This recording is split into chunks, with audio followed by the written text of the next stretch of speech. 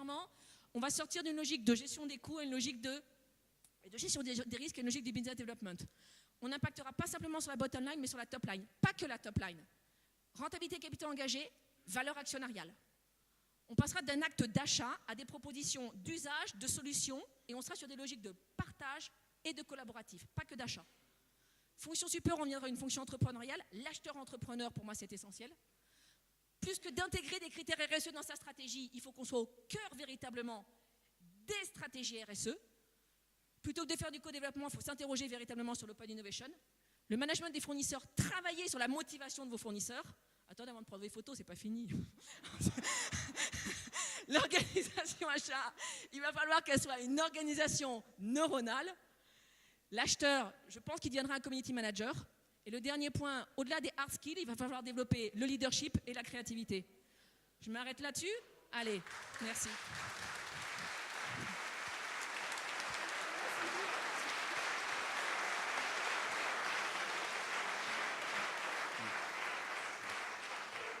Natacha nous a fait les achats à 20 ans. Hein. On lui avait dit 15 ans, mais elle a fait 20 ans, puisque 20 minutes. Hein. Donc, juste avant de passer la parole à Sylvie, vous ne soyez pas étonnés, on va faire circuler une boîte.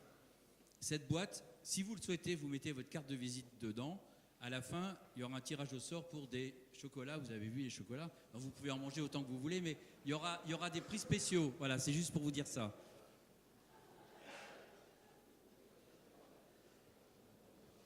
Juste la boîte, mais on va bientôt la trouver. Alors, on voudrait continuer à présenter nos sponsors, comme j'ai dit tout à l'heure, sans lesquels nous n'aurions pas pu faire cette soirée. Nous sommes une petite association avec une petite adhésion, donc on avait vraiment besoin d'eux. Donc moi, je vais présenter American Express Global Commercial Payments. Donc American Express, tout le monde connaît, ça a été fondé en 1850.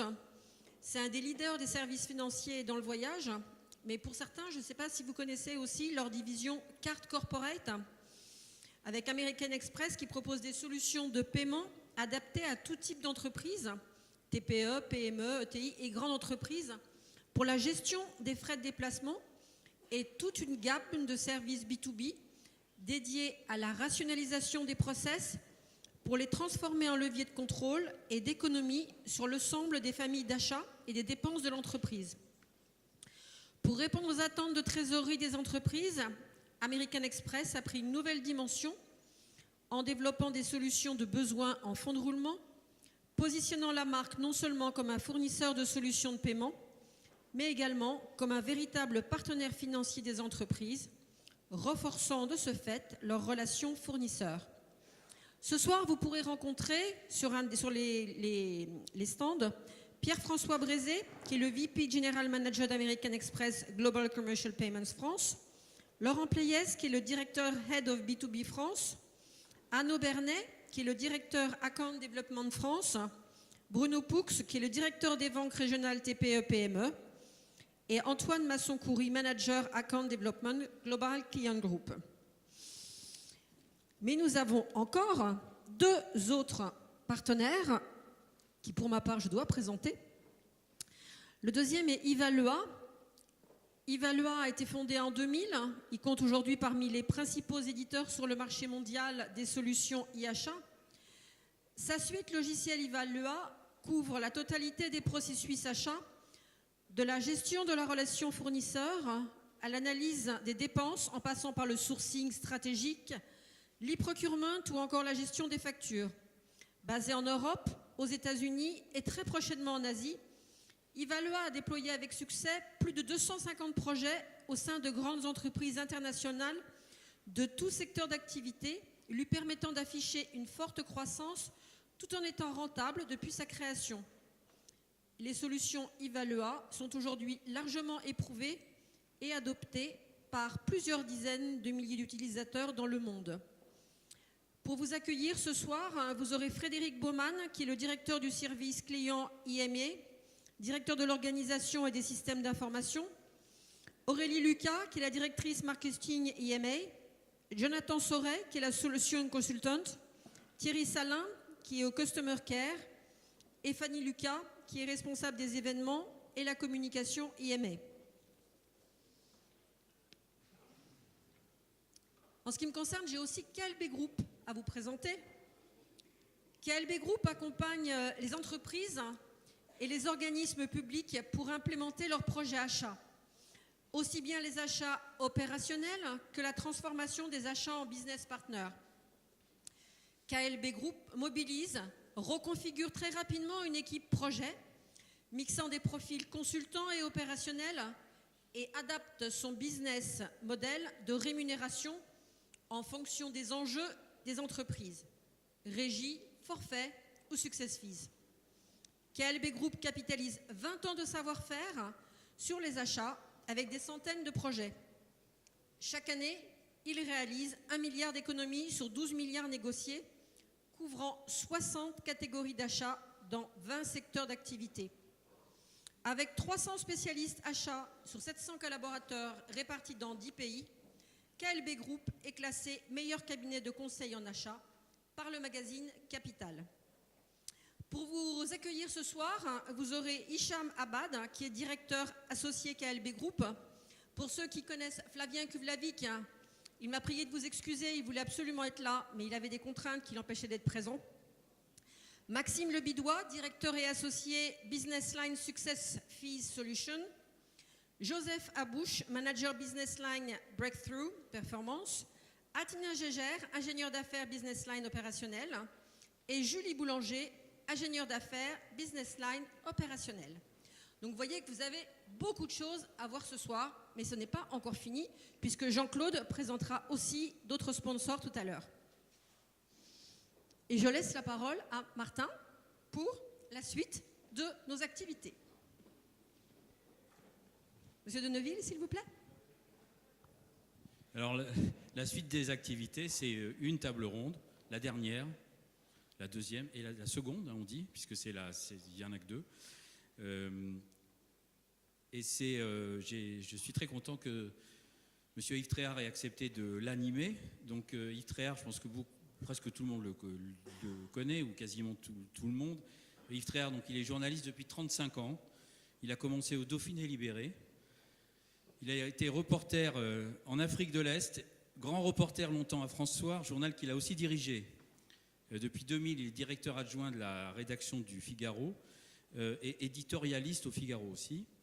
Parallèlement, il est très présent sur l'audiovisuel, vous le savez bien, On refait le monde sur RTL, C'est dans l'air sur France 5, Politiquement chaud sur LCI, notamment tous les jours sur le Figaro FR, il interviewe une personnalité politique dans l'émission baptisée...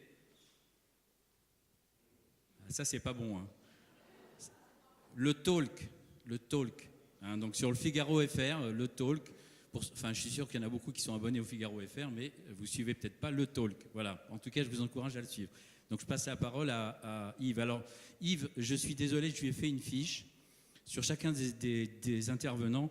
Et je ne sais pas ce qui s'est passé à l'impression. Olivier, le paragraphe te concernant a disparu. Donc, tu te présenteras toi-même. Hein. Excuse-moi. Hein. Voilà. Merci beaucoup. Merci Martin.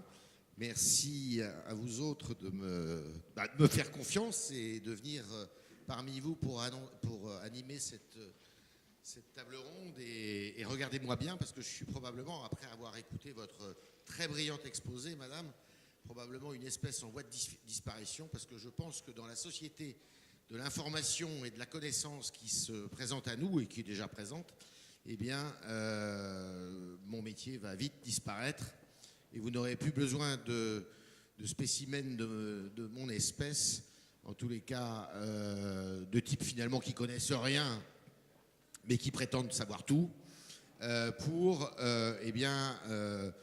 parler à la télévision, vous énerver parfois parce que vous dites il n'y connaît rien, il parle de ce qu'il ne connaît pas, ce qui est souvent vrai.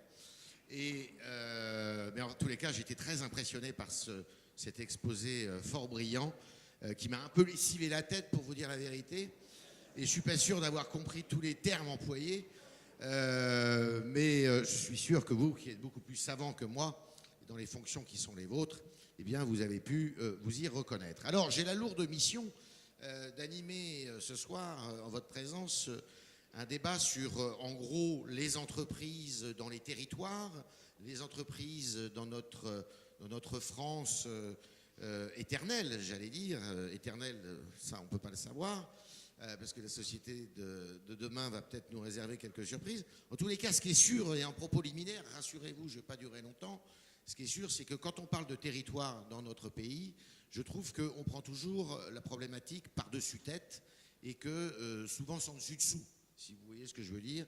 C'est-à-dire qu'on nous parle de décentralisation depuis des années et des années, sauf qu'au lieu de commencer par réformer la tête, on réforme la base, et grosso modo, ça nous donne une espèce de millefeuille indigeste et souvent incompétent pour régler les problèmes qui sont les vôtres, messieurs, dames, les problèmes économiques, ce qui fait que vous avez une multitude d'interlocuteurs qui font tous à peu près la même chose, qui coûtent tous aussi cher, mais qui ne servent pas souvent à grand-chose. La dernière réforme territoriale est ni fait ni à faire. Je ne dis pas ça parce que c'est un président de la République que nous avons congédié qui l'a conduite, mais avant de réformer les collectivités territoriales, la première des collectivités territoriales à réformer, me semble-t-il, c'est l'État, savoir quelles sont les missions précises de l'État avant de s'occuper des missions précises que doivent remplir les collectivités qui sont en dessous d'elles.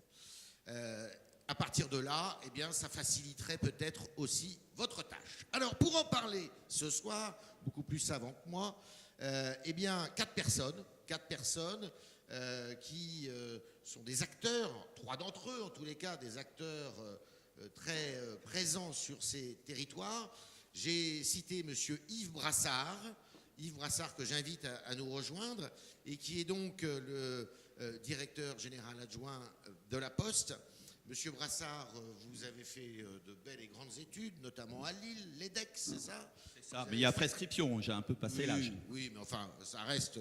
Le virus, vous êtes inoculé, donc vous avez fait également Sciences Po, et vous avez quasiment fait toute votre carrière à la Poste, si j'ai bien compris, notamment dans des fonctions financières, et au printemps, vous avez pris comme fonction celle de directeur général adjoint, directeur des finances et de la stratégie du groupe La Poste, et vous siégez à ce titre au COMEX du groupe La Poste.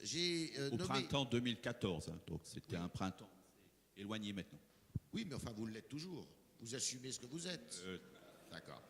Alors, Thierry Helin, que j'appelle sur cette estrade. Monsieur, vous êtes directeur général adjoint de Pierre et Vacances. Donc vous êtes enraciné aussi dans les territoires, mais pas tout à fait de la même façon probablement. D'abord parce que vous avez encore une mission de service public à assurer, et vous n'avez pas cette mission de service public à assurer, même si. Et vous avez commencé, vous êtes juriste à l'origine, vous avez commencé dans la banque, mais ça fait un moment que vous êtes... ça fait 21 ans. 21 ans que vous êtes... au conseil, à Pierre et Vacances, et que vous êtes maintenant au conseil d'administration de cette belle entreprise cotée à la Bourse de Paris. Alors, celui qui a failli être oublié, qui avait failli faire les frais de cet oubli, en tous les cas, c'est vous, monsieur Olivier Depinroc, qui êtes le président du Centre des jeunes dirigeants, c'est ça?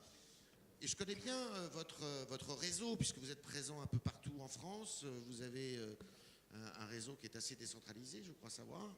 Et vous aidez, si je puis dire, les entreprises, les PME, justement à s'informer, et vous les mettez en relation. Martin a dit que c'est vous qui alliez vous présenter. Je vous laisse 12 secondes. Donc, je suis Olivier Depinroc et je dirige une entreprise de transport de marchandises depuis 12 ans. Je suis président national du Centre des jeunes dirigeants d'entreprise encore pendant une petite année. Et effectivement, le CJD est présent dans 118 territoires en France, ce qui en fait l'organisation patronale la plus territoire qui existe. Votre entreprise de transport, c'est laquelle? Une entreprise qui est basée à Pontoise qui s'appelle Tradifret. Et vous faites du fret? Exactement. D'accord. Et alors le quatrième, il est connu, il est très connu, autant que les autres d'ailleurs, mais Il s'appelle Michel Godet. Alors Michel Godet, c'est un économiste, c'est un type, je parle comme ça parce que je le connais bien, hein. Je le tutoie donc je me permets, tout à fait atypique, un économiste très atypique même, qui a une vertu. La première, c'est qu'il ne parle jamais pour ne rien dire. La deuxième, c'est qu'il sait parler justement de cette France dont on parle peu et des territoires. Et la troisième, c'est qu'il a beaucoup écrit là-dessus et qu'il dirige aussi une espèce de fondation, oui, une fondation qui remet un prix tous les ans, le grand prix des bonnes nouvelles des territoires. C'est vous dire s'il connaît les territoires.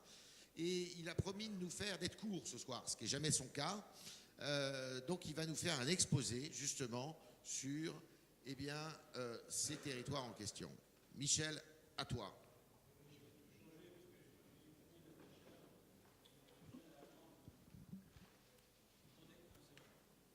Et je vais tout changer ce que je voulais dire puisque j'ai entendu Natacha et vous n'avez plus rien à apprendre de moi puisqu'elle vous a tout dit. Je ne sais pas où elle est, Natacha, non? C'était très bien en tout cas. Même si je trouve que je suis membre de l'Académie des technologies et très franchement, votre optimisme sur le passage des banques d'informations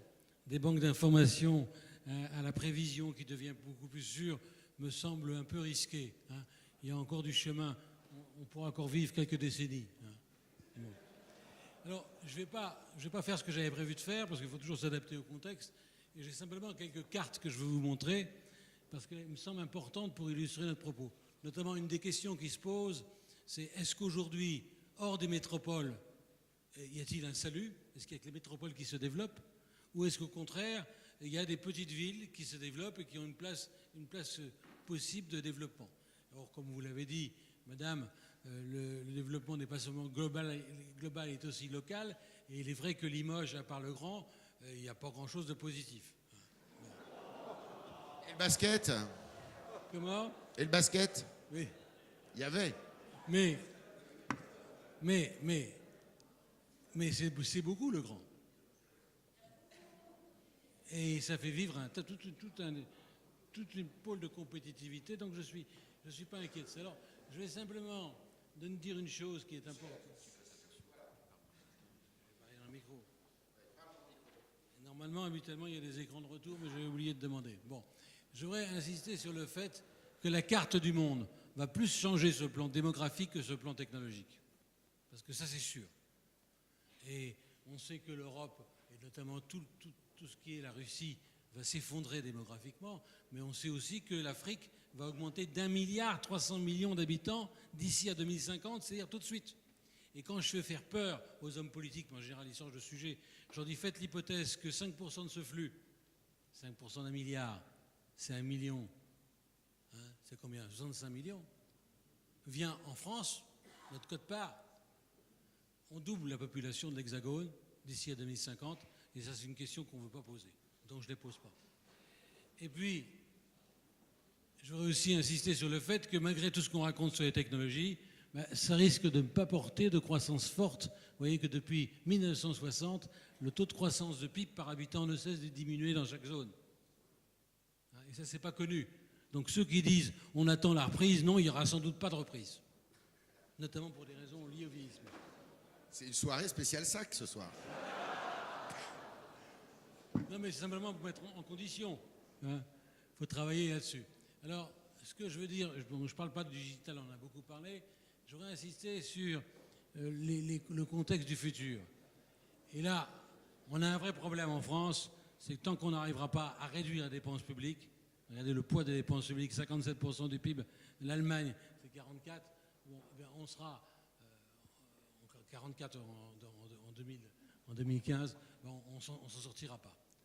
Et pour réduire la dépense publique, il faut diminuer le nombre de fonctionnaires et faire travailler plus ceux qui restent. Donc ce n'est pas politiquement correct, mais manifestement, ils n'y sont pas encore. Maintenant, l'autre point important, c'est qu'on recule en PIB par habitant. Et ça, et depuis 1980, on était au-dessus du Royaume-Uni. Il n'y a pas de pointeur pour montrer, mais on voit qu'on a été dépassé par le Royaume-Uni, et je ne parle pas complètement distancé par les Pays-Bas et l'Allemagne. Donc, ce n'est pas en ramant moins qu'on avance plus vite, Et là, vous voyez bien que le même débat qui revient, il faut mettre la France au boulot. Et ben, c'est du bon sens, hein. Il n'y a pas de secret. Et là aussi, une autre chose qui va être réjouissante, pour ceux qui ne sont pas cortiqués suffisamment, hein, mais ce qui va augmenter, c'est le nombre de 65 et de 75 et plus qui va doubler. Car le nombre, sauf flux migratoire important, que je n'exclus pas naturellement, le nombre de 0 à 20 ans va rester à 16 millions, le nombre de 20 à 64 ans à 37 millions, mais ce qui va doubler, c'est le nombre de 75 et plus qui va passer de 6 à 12. Donc là, il y a des marchés, hein, pour ceux qui s'intéressent au vieillissement et aux lieux de qualité de vie. Alors j'insiste sur des choses qui sont aussi méconnues qu'il faut rappeler, c'est qu'on ne laisse pas assez de place au temps long dans nos sociétés. Si on veut que les résultats s'améliorent, il ne faut pas nous dire je veux des meilleurs résultats pour demain matin. Il faut le temps du temps. Le temps de l'appropriation, c'est fondamental. Et se poser aussi la question d'avoir une attitude pas seulement réactive ou préactive, mais aussi proactive. Agir pour provoquer les changements souhaités. Où est le projet aujourd'hui? Bon, peut-être que ça dépend des votes que vous avez pu avoir, mais si vous avez un projet, dites-le moi. Moi, j'ai du mal à en trouver un. Et puis, une question qui se pose pour tous les politiques, quels qu'ils soient, c'est se poser bien savoir qui on est et savoir comment faire. On sait bien qu'en matière de changement et de réforme, on a un vrai problème, c'est que ceux qui veulent le faire n'ont pas assez travaillé sur eux. Le fameux « connais-toi toi-même » des Grecs anciens. Il faut se connaître bien soi-même. La connaissance de nos forces les augmente, la connaissance de nos faiblesses les réduit. Et puis aussi, pour faire les réformes, il faut qu'il y ait l'appropriation. Une bonne idée qu'on veut imposer, c'est une mauvaise idée. D'où l'importance d'avoir des gens comme Natacha qui nous expliquent des choses, à force on finit par les comprendre. Et là, du point de vue du changement, vous voyez que ceux qui nous dirigent, vous avez Bayrou. Ce qui est rigolo, c'est pas l'ENA, c'est Bayrou. Ils se regardent dans la glace. Bon, effectivement, on a un vrai problème. C'est ceux qui nous gouvernent. Eh bien, ils regardent la France à la jumelle. Ils ont appris l'économie dans les livres. Et donc, ils ne connaissent pas la réalité du terrain. Et là, c'est un problème de gouvernance qui se pose. Donc, je n'insiste pas là-dessus. Les courbes. Juste un mot quand même sur un homme dont j'étais assez proche. Et moi, comme je dis souvent, j'étais rocardien quand j'étais jeune et lui aussi. Eh bien, on voit que grâce à lui, la CSG représente aujourd'hui 150% de l'impôt sur le revenu. Si on avait dit en 1990, dorénavant, on va baisser l'impôt sur le revenu, qui est un impôt progressif payé par la moitié des plus riches, pour le remplacer par un impôt proportionnel payé par tout le monde, il y aurait eu des millions de camarades